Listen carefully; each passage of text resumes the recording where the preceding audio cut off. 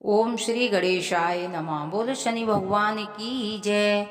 आज मैं शनिवार व्रत कथा लेकर आई हूँ।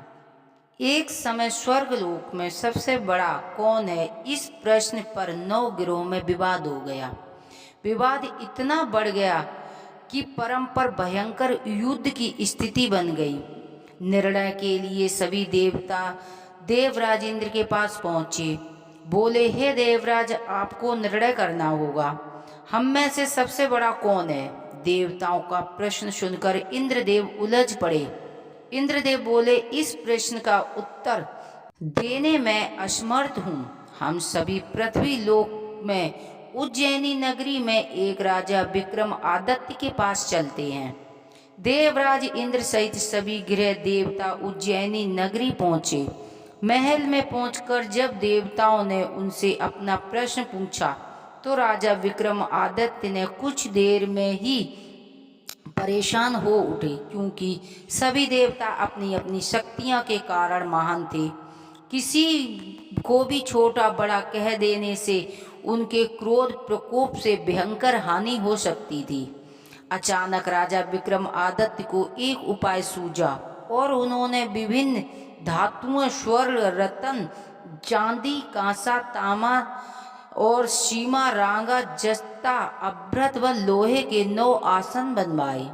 धातुओं के गुणों के अनुसार सभी आसनों को एक दूसरे के पीछे रखकर उन्होंने देवताओं को अपने अपने सिंहासन पर बैठने को कहा। देवताओं के बैठने के बाद राजा विक्रमादित्य ने, आपका निर्णय तो स्वयं हो गया है। जो सबसे पहले सिंहासन पर विराजमान है वही सबसे बड़ा है। राजा विक्रम आदित्य के निर्णय सुनकर शनि देवता ने सबसे पीछे आसन पर बैठने का कारण अपने से छोटा जानकर क्रोधित होकर कहा, राजा विक्रमादित्य ने, तुमने मुझे सबसे पीछे बैठाकर मेरा अपमान किया है। तुम मेरी शक्तियों से परिचित नहीं हो, मैं तुम्हारा सर्वनाश कर दूंगा। शनि देव ने कहा, सूर्य एक राशि पर 1 महीने, चंद्रमा 2.25 दिन, मंगल 1.5 महीने और बुध और शुक्र 1 महीने, बृहस्पति 13 महीने रहते हैं, लेकिन मैं किसी राशि पर 7.5 वर्ष तक रहता हूँ। बड़े बड़े देवताओं को मैंने अपने प्रकोप से पीड़ित किया है। राम को 7.5 के कारण ही वन जाकर रहना पड़ा और रावण को 7.5 के कारण युद्ध में मृत्यु का शिकार बनना पड़ा। राजा, अब तू भी मेरे प्रकोप से नहीं बच सकेगा। इसके बाद अन्य गिरोह को देवताओं को प्रसन्न के साथ चल गए, परंतु शनिदेव बड़े क्रोध के साथ वहां से विदा हुए। राजा विक्रमादित्य पहले की तरह ही न्याय करते रहे। उनके राज्य में सभी स्त्रियां पुरुष बहुत आनंद से जीवन व्यापत कर रहे थे। कुछ दिन ऐसे ही बीत गया। इधर शनिदेव अपना अपमान नहीं भूले। विक्रमादित्य से बदला लेने के लिए एक दिन शनिदेव घोड़े का व्यापारी का रूप धारण किया और बहुत सारे घोड़े के साथ उज्जैन नगरी पहुंचे। राजा विक्रमादित्य ने राजाओं के किसी घोड़े से व्यापारी के आने का समाचार सुना। अपने अपयस्पात को कुछ घोड़े खरीदने के लिए भेजा। घोड़े बहुत कीमती थे। अपस्पाल ने जब वापस लौटकर इस संबंध से बताया तो राजा विक्रम आदित्य स्वयं आकर एक सुंदर शक्तिशाली घोड़े को पसंद किया। घोड़े की चाल देखते ही राजा उस घोड़े पर सवार हुए तो वह घोड़ा बिजली की गति से दौड़ा।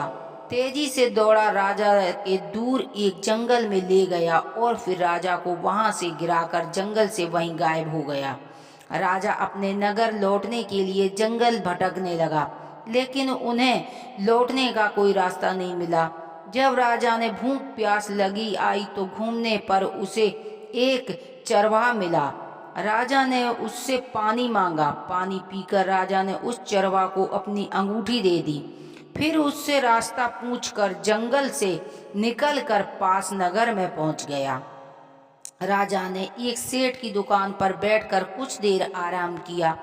उस सेठ ने राजा से बातचीत की तो राजा ने उसे बताया कि मैं उज्जैन नगरी आया था। राजा ने कुछ देर दुकान पर बैठने से सेठ जी बहुत ही बिक्री हुई। सेठ ने राजा को बहुत भाग्यशाली समझ खुश होकर उसे अपने घर भोजन के लिए ले गया। सेठ के घर में सोने का एक हार खुट्टी पर लटका हुआ था। राजा को उस कमरे में छोड़कर सेठ कुछ देर के लिए बाहर गया। तभी एक आश्चर्यजनक घटना घटी। राजा के देखते देखते सोने का हार और खुट्टी निकल गई।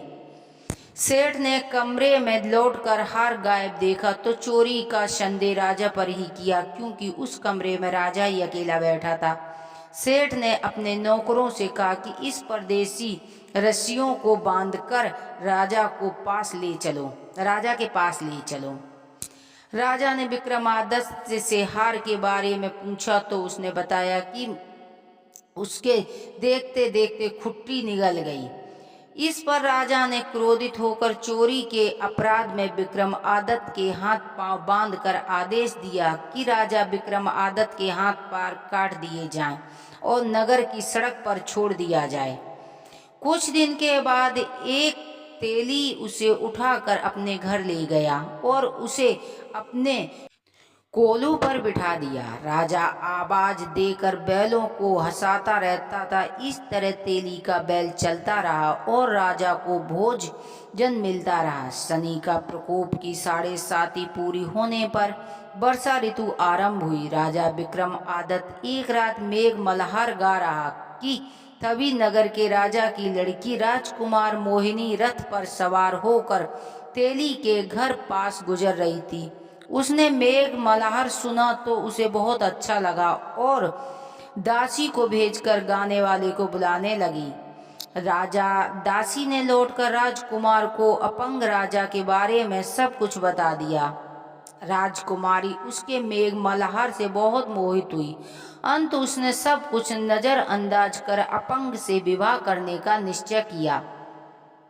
राजकुमार ने अपने माता पिता से सब यह बात कही तो वे हैरान रह गए। रानी ने मोहित होकर समझाया, बेटी तेरे भाग्य में तो किसी राजा और रानी होना लिखा है, फिर तू इस अपंग से विवाह करके अपने पांव पर क्यों कुल्हाड़ी मार रही है। राजकुमारी ने अपनी जिद नहीं छोड़ी। अपनी जिद पूरी करने के लिए उसने भोजन करना छोड़ दिया और अपने प्राण देने का निश्चय कर लिया। आखिर राजा रानी को विवश होकर अपंग विक्रमादित्य के साथ राजकुमारी का विवाह करना पड़ा। विवाह के बाद राजा विक्रमादित्य राजकुमारी तेली के घर रहने लगे। उसी रात स्वप्न में शनिदेव ने राजा से कहा, राजा तुमने मेरा प्रकोप देख लिया, मैंने तुम्हें अपने अपमान का दंड दिया है। राजा ने शनिदेव से क्षमा करते हुए कहा, मुझे क्षमा कर दो। हे शनिदेव, आपने जितना दुख मुझे दिया है अन्य किसी को न देना। शनिदेव ने कुछ सोचा न समझा, राजा मैं तुम्हारी प्रार्थना स्वीकार करता हूँ और जो कोई स्त्री पुरुष मेरी पूजा करेगा, शनिवार को व्रत करके मेरी व्रत कथा सुनेगा, उसे मेरी अनुकंपा बनी रहेगी। प्रातः का राजा विक्रमादित्य नींद से जागा। उसने अपने हाथ पांव देखकर बड़ा खुश हुआ और मन ही मन में शनिदेव को प्रणाम किया। राजकुमारी भी राजा के हाथ पांव देखकर सही सलामत देखकर आश्चर्य में डूब गई। तब राजा विक्रमादित्य ने अपना परिचय देते हुए शनिदेव के प्रकोप की सारी कहानी सुनाई। सेठ को जब इस बात का पता चला तो दौड़ा हुआ तेली के घर पहुंचकर राजा के चरणों में गिरकर क्षमा मांगने लगा। राजा ने उसे क्षमा कर दिया, क्योंकि यह सब शनिदेव के प्रकोप के कारण हुआ था। सेठ राजा को अपने घर ले गया और उसे भोजन कराया। भोजन करते समय वहां एक आश्चर्यजनक घटना घटी। सबके देखते देखते उस खुंटी ने हार उगल दिया। सेठ ने अपनी बेटी का विवाह भी राजा के साथ कर दिया और बहुत से सुंदर आभूषण धन आदि देकर राजा को विदा किया। राजा विक्रमादित्य राजकुमारी मोहिनी और सेठ की बेटी के साथ उज्जैनी नगरी पहुंचे तो नगरवासियों ने हर्ष से उनका स्वागत किया।